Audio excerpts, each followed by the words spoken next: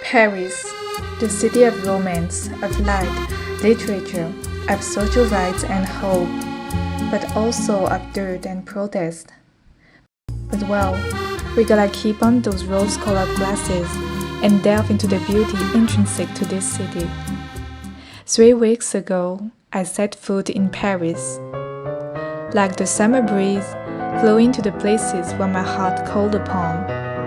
Gently sightseeing while trying to not appear as a tourist, especially during this Olympic Games period.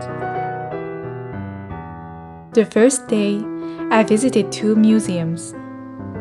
After seeing Palais Galliera in the morning, the most famous museum dedicated to fashion in France, I took the metro to the Louvre. Strolling through the iconic Jardin des Tuileries, my noon was then beautifully highlighted by these stunning views of la Seine River, worthy of a Born to Die era music video.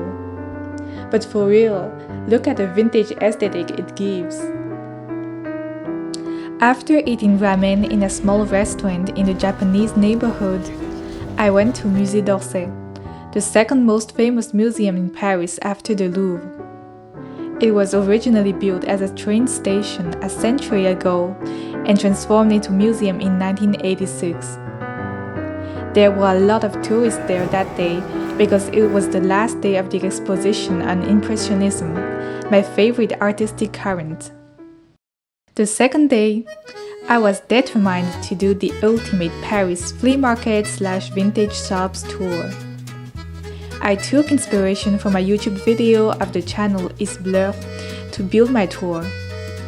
So, I headed to the neighborhood Le Marais and started right away by searching the name of a vintage boutique on Google Maps. I ended up buying 2 skirts, one from Erem and the other from Dressing Particulier, as well as a book from the super cool library OFR, where I was able to find so many artistic books.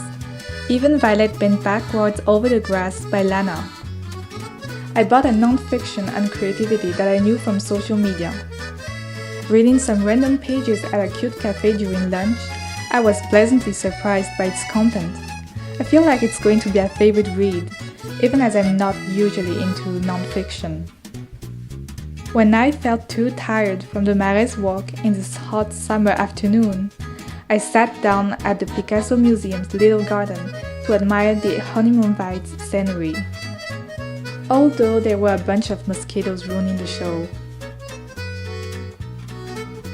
Then, from the vintage shops, my aim destinations became fashion galleries.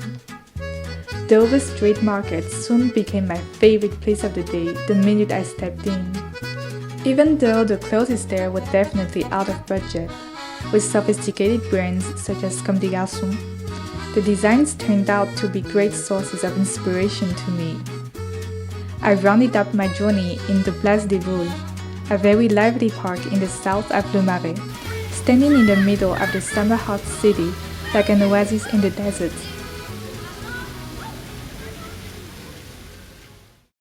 Paris is truly timeless. The art, the people, the vintage literature stands on the banks of the Seine, the architecture, the feeling of nonchalance punctuating my footsteps, until I embarked on the last RER train back home for a well-deserved rest.